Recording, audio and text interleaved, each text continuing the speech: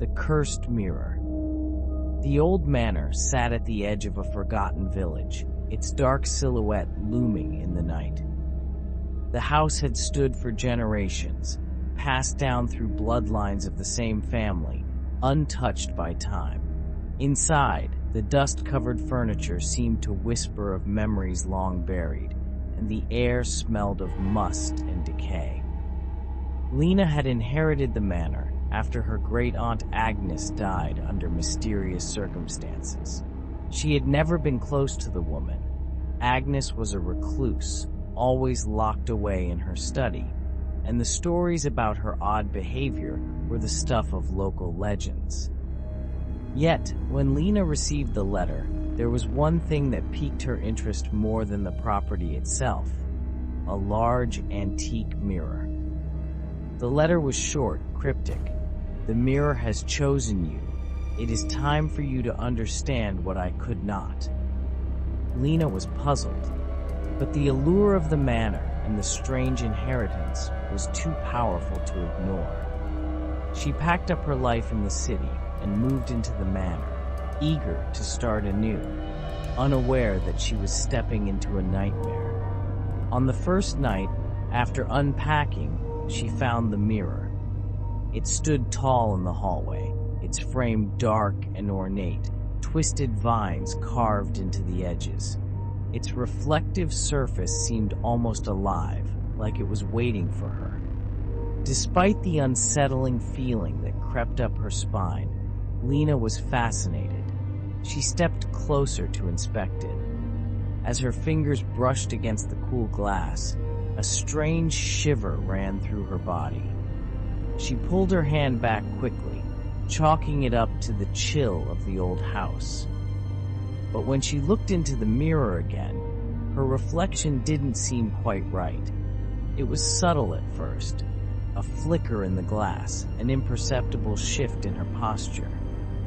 But when she blinked, she was sure her reflection had moved on its own. That night, the whispers began. At first, they were faint, barely audible, coming from the direction of the mirror. Lena tried to ignore them, blaming the wind or her imagination. But as the nights passed, the whispers grew louder, more insistent. They were no longer just whispers. They were voices beckoning her, urging her to look into the mirror. "Help us. Please, help us." Lena could no longer deny it. There was something in that mirror.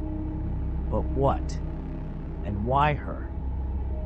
One evening, after days of sleepless nights, Lena decided to confront the mirror.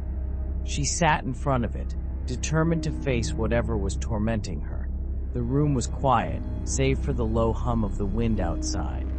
As she stared into the glass, her reflection stared back, eyes wide and full of fear. Then something strange happened. The reflection didn't move in sync with her. It blinked when she didn't, and smiled when she didn't. A slow, chilling grin spread across its face, sending a wave of cold dread through her body. Lena gasped, stepping back, but her reflection remained. It tilted its head as if it was studying her. And then the voice came again. "You shouldn't have come here. It's too late for you." Lena's heart raced. She spun around, looking for the source of the voice, but there was no one else in the room. When she turned back to the mirror, her reflection was gone, replaced by an empty room, an image that was not hers. The next morning, Lena found a note on the table in her great-aunt's handwriting, the same eerie handwriting she remembered from the letter. It read, "You are the next. It's the mirror. It traps them. You must stop it before it's too late." Her pulse quickened as she pieced together the cryptic message. The mirror had trapped someone else before, and now it was coming for her. Desperate to understand more, Lena dug into her great-aunt's past, going through old letters and diaries. It became clear that Agnes had tried to break the curse of the mirror for years.